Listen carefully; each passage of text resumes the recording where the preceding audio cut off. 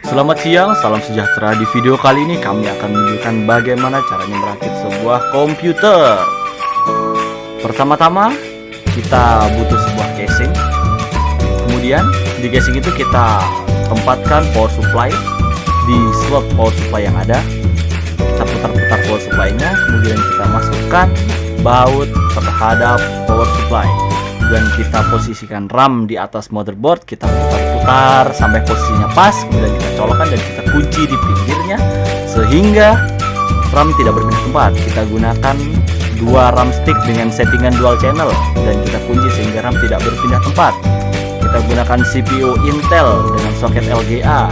Kita putar-putar CPU dan posisikan sehingga CPU tidak berpindah tempat. Kita tutup, kemudian kita kunci levernya. Kita posisikan thermal compound di atas CPU dan kita tutup dengan heatsink sehingga CPU tidak kepanasan. Kita colokkan konektor heatsink fan terhadap power pada motherboard. Kemudian kita pasang motherboardnya di dalam sebuah casing yang kita punya tadi. Kita putar-putar motherboard. Saat posisinya tidak pas, kita masukkan, kemudian kita baut agar motherboard tidak berpindah tempat. Setelah itu kita punya NIC atau Network Interface Card yang fungsinya untuk menghubungkan sistem terhadap internet. Kita pasang di slot PCI dan kita baut agar tidak berpindah tempat. Begitu juga dengan wireless NIC-nya, dan juga pasang video adapter pada slot eGP sehingga sistem bisa mengeluarkan video output. Kita pasang hard drive pada tray hard disk dan kita baut agar hard disk tidak berpindah tempat.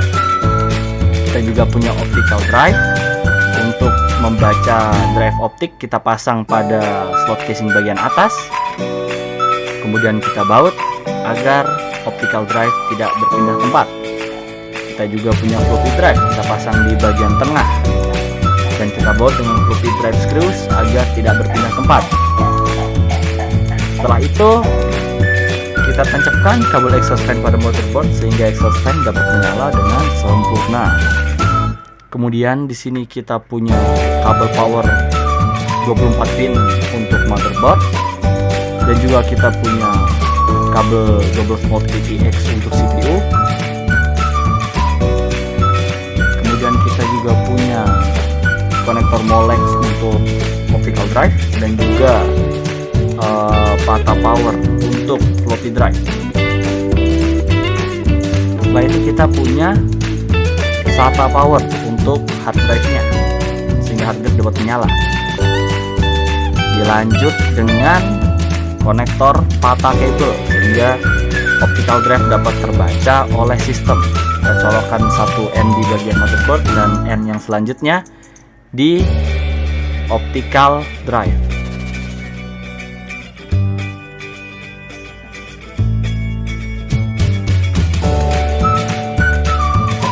Putar kabelnya, kemudian kita masukkan. Setelah itu kita punya kabel Molex power untuk optical drive-nya. Kita juga punya floppy cable untuk floppy drive-nya sehingga floppy drive dapat terbaca oleh sistem. Kita putar-putar dan masukkan.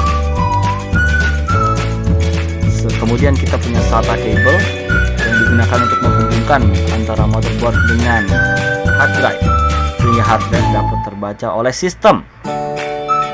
Kita putar-putar kemudian masukkan. Setelah semua terpasang rapi, kita tutup semuanya dengan case panel dan kita baut sehingga panel kiri kanan tidak terlepas.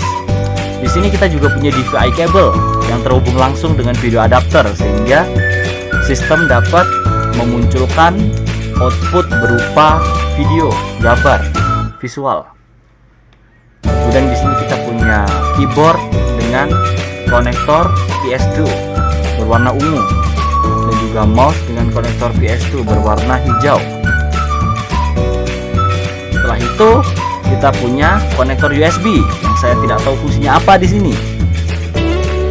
Kita masukkan, kemudian kita colokkan network cable terhadap NIC kita dan juga wireless antena terhadap wireless NIC kita agar sistem dapat terhubung melalui WiFi.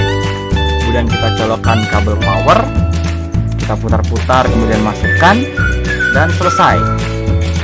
Setelah ini bisa dilanjut dengan penginstalasian operating system dan juga software-software pendukung lainnya. Terima kasih. Nah, kemudian kita pindah ke motherboard, kita putar-putar RAM, kemudian kita pasang dan kunci sampingnya sehingga dia tidak berpindah kemana-mana. Kemudian kita pasang RAM kedua dengan settingan dual channel dan kita kunci sampingnya sehingga port